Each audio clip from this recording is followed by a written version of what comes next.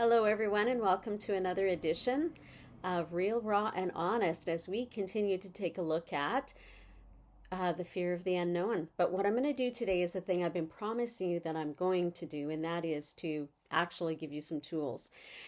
And it's easy to look and easy to recognize that some of the things that we struggle with is just a fear of that unknown. But how do we manage through it? How do we successfully navigate the fear and the concern, all of those things that we're going through? How do we manage our emotions? How do we manage our environment? How do we manage our work, our family? How do we manage those things when we have this fear of uncertainty about, or fear of the unknown, right? That those things that are coming up and we just don't know how to manage them. So that's what we're going to talk about today. Because the thing is people who grow up in an environment of that stress bowl, that fishbowl of stress, that fishbowl of chaos, that fishbowl of being in a unsafe environment, what it does is as soon as we find that we're in an environment or a situation's come up and the future is uncertain, it's cloudy, we don't know how something is going to turn out, it pulls us in a negative direction as opposed to catapulting us into a positive direction. And I'm not into denial. I know that there's a lot of people who'll go, well, you just need to think about this and you need to do this. And the reality is that can work for a while, but at the end of the day, when your world is facing a critical moment, you don't really have much to stand on because you can say the right words, but your heart is not in that, right? So it's taking a look and going, what can I do? What can I actually do in this moment that I'm in right now to begin to change the outlook for myself to bring about a positive response in the future, but also in the right now? Because we need that to happen right now. And so one of the things that we can do is we can actually take stock of the situation that we're facing and go, you know what? This actually might not completely be a bad thing. There's some good in this uncertainty, and I'm going to find out what it is, and I'm going to grow from it. I'm going to learn how to best manage this moment that I've been given. No different than if it was a positive experience, but it's got some chaos in it. But I'm going to learn how to move forward and how to overcome some of the things that I've struggled with in the past. The reality is we are all going to be able to grow through the situations that we go through. But people who've come into that place of complex trauma, that place of that growing up in that unsafe environment, we need to work on that just a little bit more than maybe others do. One of the things that we can say is while we're in this environment, what are some of the insights that I'm going to get about my own life, about my own self? How do I respond in this? When do I start to feel that stress start to come up? Can I push myself to change? Can I push myself to change the circumstances a little bit? What can I do? Do I just sit here and allow it to happen and whatever happens, happens, and hopefully I'll be able to climb out of the hole in the end? Or do we grapple with some of those things that are in front of us and maybe begin to take the bull by the horns a little bit and move forward in areas that we can? These are some positive things. If we shift our position from going, it's unknown, it's scary, I need to avoid it, to what am I going to learn? And that inevitably I can use some of this for my betterment. So those are some of the things to look at it and try, while you're in it, the things that we always tend to fall into the same kind of patterns. So it's looking at that and going, what are the patterns I generally fall into, and how do I not fall into those patterns? How do I make new patterns? How do I make new choices? How do I connect in a different way? Where do I begin to grab a hold? Like what can I do differently this time than I've done in the past that might bring about a different ending? And that's a good thing when we do that, right? And the other thing, I tell people this quite frequently, because if you struggle with anxiety, you struggle with fear, you struggle with those kinds of things, we don't want to sit in a place where it's uncomfortable. And so as soon as there's uncertainty, We want to run away from that. We want to flee from it. But don't be afraid to sit in it for just a moment. Don't be afraid to sit and to go, okay, so this is what's happening. And just to calm yourself down, to logically be able to look at the situation in a way that is unbiased, in a way that's not coming from that past, from that anxiety. And so I say that to be able to sit in it can be really healthy. At the same time, if you find yourself being really triggered and you're wanting to get angry and you're wanting to run and you're wanting to lash out or you're wanting to hide, you're doing that, you need to stop, right? And you need to stop and pull back and you need to go, I need to just sit here for a moment and then determine what your next course of action is going to be. Will it be to reach out to somebody, to a therapist, to a counselor, to someone who does inner healing? Will it be that you are to step into addictions again to help get your mind off of it? That's not a wise decision. That's not the place that you want to go, but to stop if you find yourself triggered and do something good for yourself in the moment. So determine what it is that is pulling you in a negative direction or pulling you to want to do something that you know in the past has brought you comfort and that has made you feel better. And like I said, those things can be addictions because, we can stress eat because that makes us feel good. We can, drink a bottle of wine because then we'll go to sleep at the end of it. And we might want to, do other things that will cause that release of stress in our life. But it's not moving into those directions, but going, maybe I'll call somebody instead. Maybe I'll do this instead. So another point that I want to say here is to figure out what you can control. When you're looking at the uncertain, you're looking at the unknown, your first question, there's that feeling of helplessness, that feeling of not being able to do anything. So stop, take a moment, and figure out what you can do. Figure out what you can control. You might not be able to control the situation.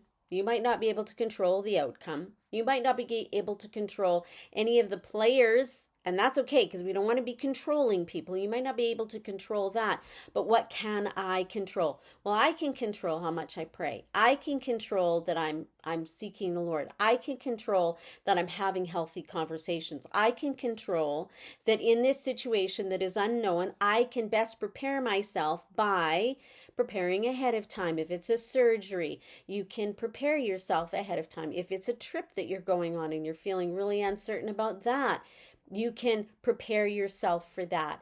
If it's going to visit a family member or a friend where the relationship has been strained at times, you can do specific things before you go that prepare you for the long term, for that event when you get there.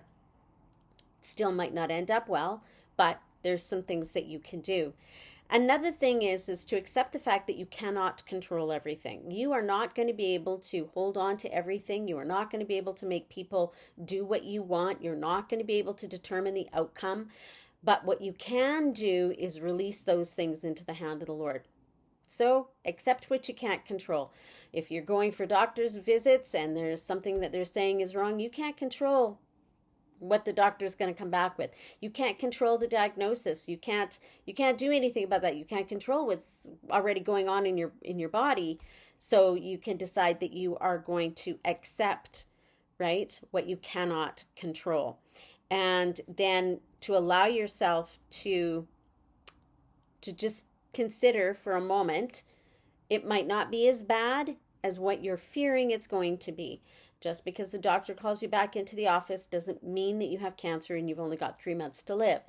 It can be that there's something else that is come up and he's going, wow, your cholesterol is high. You need to go on a statin or you need to start doing some exercise and change your diet. Okay, can I do that? Yeah, you can control that. So it's accepting what you can't control, controlling what you can control. And so, one of the things, and I talk about this when it comes to grief, for people who want to support people who are grieving, they often just want to make that person feel better. But the reality is, there's nothing wrong with sitting in uncomfortable feelings.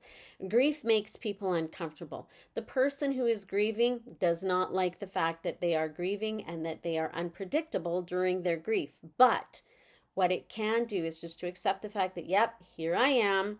And I'm going to allow myself to sit in the uncomfortable space that I find myself in while I'm holding on to my thoughts. And I had mentioned to somebody not long ago, I had said, it's like you can control your thoughts. So you put your thoughts, like if you don't know, focus on what's true. What do you know? Put that in the box and don't allow yourself to think beyond that space. So what is the truth? This is what I can focus on. This is true. This I know. This is fact. And when your thoughts want to jump outside of the box, and they're going to want to jump the fence of those thoughts, and they're going to want to run into all these other areas that you have previously run into, stop.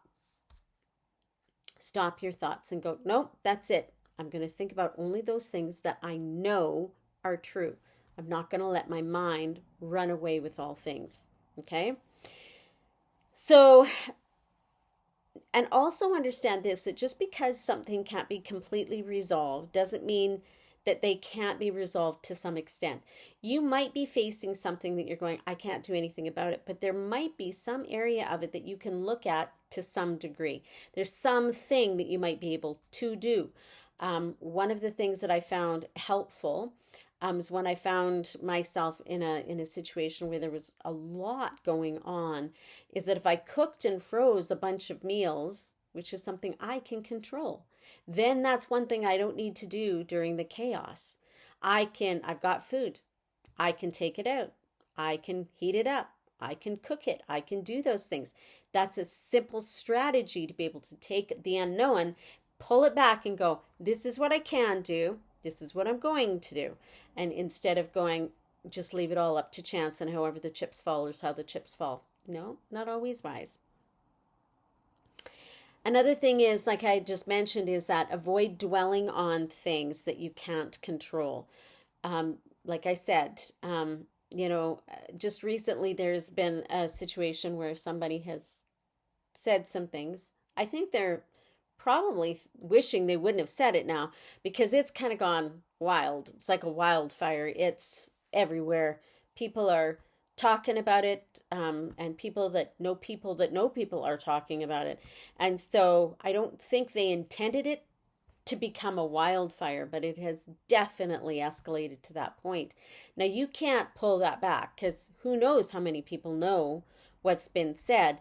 But you can control what you do from this moment in this situation. You can clear it up, begin to clear it up. You can do what you need to do in this situation to begin to fix it, right? And if you can't fix it, you know what? You can start with the small group of people and just go, man, I shouldn't have said that. I didn't mean what I said, but I realize it's really gotten out of control. And now the uncertainty is, where is it going to end and how's it going to impact me in the end, right? Because inevitably when you do something like that and it catches wind like that, it will affect you in the end. And it's probably not going to be a positive way that it's affecting you. So what do? Then control what you can control, and don't dwell on those things that you can't control. You've got to release this to the Lord. You've got to let the Lord take it, and the Lord do with it what the Lord can do with it, because it's up to Him to save and spare your reputation. And another thing is to find yourself some healthy distractions. Excuse me. So finding some healthy distractions, like some hobbies, walking, hiking. As long as you're hiking in a safe environment. We live close to the mountains here. There's bears, there's lion, wildlife out there that can hurt you, damage you, kill you, right? So doing it in specific seasons might not be the best choice. Going in a safe on a safe trail, making sure that you're not alone. These are some of the things you can do. So having some healthy distractions, right? And no, I don't necessarily mean sitting and binge watching TV for 6 hours, right? That's not what I'm saying. It's not that it's wrong to do that once in a while. But if the reason you're doing it is so that you can distract yourself from the unknown, well, you're not dealing with anything either. So that's not really the best thing to do. And one of the questions you can ask yourself is, what did I need as a child? When I was in a situation where there was a lot of things that were going on, a lot of uncertainty, a lot of stress, a lot of, um, fear was happening. What did I need as a child? What do I need now? What do I actually need in this situation to be able to manage better than I am right now? What didn't I get when I was a child? Is it that I wasn't able to talk to anybody about it and I just needed to voice my opinion? So I shoved it down, I stuffed it down, I didn't have the conversation. Well, if that helped me get through the unknown at that time because I just didn't think about it, and inevitably I knew that eventually it would come to an end, that's still not going to cause you to have that place of safety in your life. And it's not. So, what do you need? Do that, right? What do you need to get through the uncertainty and the unknown? What did you need? What needs, and are you meeting your needs? So, and when I so what are your physical needs? What do you need to do physically? Exercise is always really good. Eating better is really good. Intellectual needs, reading something that's going to help you understand your situation a little bit better, right? So that's another one that's really good. Do your homework, do your research if you can. Relationally, don't hide away, don't stay in your room, don't stay in your house. Go out with those friends, have a coffee, have a dinner. What do you need for your emotional needs to be met? What does that look like? Do you need to go pour yourself a hot bath or go stand in the shower and cry and just allow yourself to and I do mean men too. I do mean men too, because they have emotional needs too. So what do you do? And what about your spiritual needs? Are you praying? Are you reading the Bible? Are you listening to an uplifting podcast, or somebody who's already been through what you're going through? Looking at that and going, what do I need to do? And don't focus on just one, because what we tend to do as believers is we'll go, I'm going to focus on my spiritual needs and that's it. Well, you might need to go for a walk. It's amazing how therapeutic that can be. So get yourself up and out of the house and do some of those things, right? So, but when you're taking an inventory of how you're doing, it's really important to be honest. And so that means you're taking a look at how you're feeling right now. And if you're feeling positive right now, remember the fact that yesterday you were not positive. You were sad, you were angry, and the day before that you wanted to quit and throw up your hands. So let's just be honest about exactly how you're feeling and what do you need as you take inventory on that. And that's going to help do a couple of things. That's going to help you to calm down, and it's going to help you to regulate yourself, right? To get back into a space of, okay, I can think this through. I've got voices around me that I can trust. I don't have to do this alone. It feels overwhelming. It's not as overwhelming as it feels to be, right? So it's going to help to put you in a better space. Let's say better space, not good space.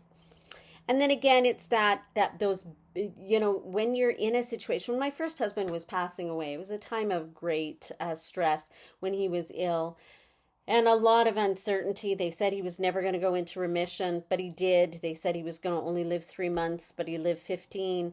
I mean, there was just so many things and there was so much unknown. And every time he went to go get his blood work, we never knew what it was going to come back and how long he was going to have to, be in the outpatient to get all of the top ups of blood and platelets and all that kind of stuff. And maybe they were going to find something and then he'd have to be admitted. There was just so much uncertainty. So the thing is that it's really important to build activities into your life. It's making sure that even if you go for a half an hour walk, that you go for half an hour walk. If you need to have your emotional needs met by sitting with a friend and just talking, you make sure you build that in. There was a time when he was in the hospital and I said, you know what, I'm going out for dinner with a couple of friends. I need to get out of here.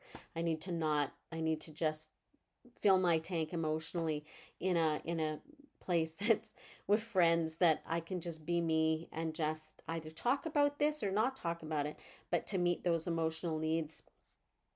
Turn on your worship music, put your headphones in, listen to that, connect with people, laugh, try to do those things. These are some of the things that you can do and you can control, but you will have to build that into your life, right? During times of chaos. So, again, a big thing that is the reframing of things, the reframing the uncertainty as an opportunity, as opposed to an uncertainty that is a sure failure, right? Don't see it necessarily as a threat, but see it as that chance to grow. So reframing it and saying, when my first husband, was diagnosed, it's like, wow, okay, so they've diagnosed him with an aggressive form of acute myeloid leukemia. And so what does that mean? To reframe it instead of going, okay, so we're in this and he's probably going to die, to go, we are going to hit this thing with everything that we can. And I'm going to believe, and we're going to pray, we're going to have faith, and, reframing the situation. It might not look good right now, but I know I serve a God who does miracles, right? And so just looking and reframing that, I'm not alone in this. There's lots of people with me, reframing it, reframing it, reframing it. And then remembering that every small step that you take in this direction is a small step moving in the right way, right? Every step that you take that is different than the steps you took as a child is moving in the right direction, as long as it's a positive movement, right? If you're learning how to grow through it, every step you take is a positive step, and it's going to help you to move into a healthier area, right? So just celebrate the steps that you take. I didn't respond in anger. I didn't lash out. I didn't isolate. I didn't hide myself. I didn't scroll for 18 hours on my phone. I actually engaged with people. That's great. Celebrate those small steps. And then remember, if you're looking at it and you're going, here's the big picture. When he first went into the hospital, there was a lot of things we didn't know. What are we facing? What kind of leukemia does he have? What kind of treatment are they going to give him? Is he, can he have a stem cell transplant? These are all questions that we were looking at the time, and just going, so much unknown, so much uncertainty, so many things. But there were some things we knew. We knew he had a blood cancer. That's what we knew. We knew it was called. Eventually, we knew what we did know in the beginning is he did have leukemia. That we knew. We did know he was going to be in the hospital. We did know that it was critical when he first went in. We also knew that he needed to respond to the medication by the Wednesday. That's what we needed to know. And so what can we do in that situation? Well, we did what we could. And if there's 7 out of 8 things that are known, and you know what you're looking at, and only 1% that you're looking at and going, I don't know, it's uncertain, I don't know what's going to happen, I don't know how this is going to turn out in the long run, don't focus on the part that you don't know so much as you focus on the things that you do. So within the first 24 hours of him coming, even less than that, coming into the hospital, they started pumping him full of antibiotics because he was really full of infection. And so they began to do that. But then after they had given him, and he also needed to get platelets, so they gave him platelets, then they gave him blood, they were giving him the antibiotics, and then they immediately started the chemotherapy, because that's what needed to happen. And so there were steps that were happening almost immediately, and it's resting in the fact that they are doing everything that they can at this point in time. What we didn't know is whether he was going to make it past Wednesday originally, because they said he's so full of infection and he's so full of leukemia that we don't know if he's going to make it past Wednesday. But that was the unknown. But there was a lot of things that we did know. There's nothing else that can be done at this time except prayer. So we prayed. And so sure enough, he made it through. And so don't focus on the scariest part. That's the one thing we didn't know. We have answers for all of these other things. And resting in the fact that they're doing everything they can to fix it. Almost done here. So try to figure out what it is that's causing you anxiety, right? And remind yourself that you can sit in what you know, not in what you don't know, okay? So what is causing you the anxiety? and then begin to problem solve, right? Your situation might be very different than mine. It might not be that your spouse has gone into the hospital with a life-threatening illness. It might not be that. It might be a loss of a job, or, the threat of the loss of a job. And you're looking at that and going, the uncertainty is swirling and there's a lot of anxiety around that. And it's going, you can problem solve. There's some things you do know and some things you don't. What can you do to problem solve for the 1% or the 2% you don't know, right? And then I know this goes without saying, but try not to obsess. Very hard to do, very easy to say. Try not to obsess about your situation, right? And so those are just some of the things there. I'm just quickly going over my notes here because I've talked for quite a while here. So if you find yourself going into a dark headspace, that's when you need to start reaching out for help, right? Don't wait until you're really depressed, or you're lethargic and can't move, you're sleeping too much. Like, make moves to get the help you need before you find yourself in that situation. And again, sometimes getting out of the house, going for a drive, going to a store, going out for coffee, just to get yourself out of the situation, out of the house, out of the hospital, out of the place that you're in, out of your work environment. Those things can be very helpful. And don't undermine that, because those can be really important steps that you take for your own mental health. And so again, that meaningful connection, super important. And then one of the things that I did during that time, and I've done ever since, when I find myself feeling overwhelmed with some of the things that are going on, or finding myself in a position of uncertainty and I want to kind of go, ooh, right? Like, I don't know what to do, so I'll do nothing, right? It's just, when after my first husband passed, I had two lists on my desk, and I had the ugly list and I had the less ugly list. And so my goal every day was that I would try to accomplish one thing on the less ugly list.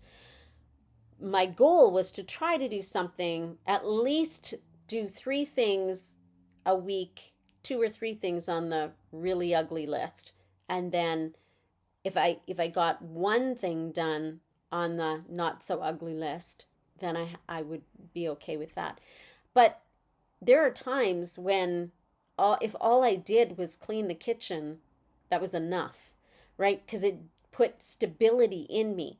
So I don't know your situation and I don't know what you're going through, but when you're faced with that unknown, doing something, setting goals, writing a list, ticking them off is going to help to keep you moving in the right direction and not getting bogged down.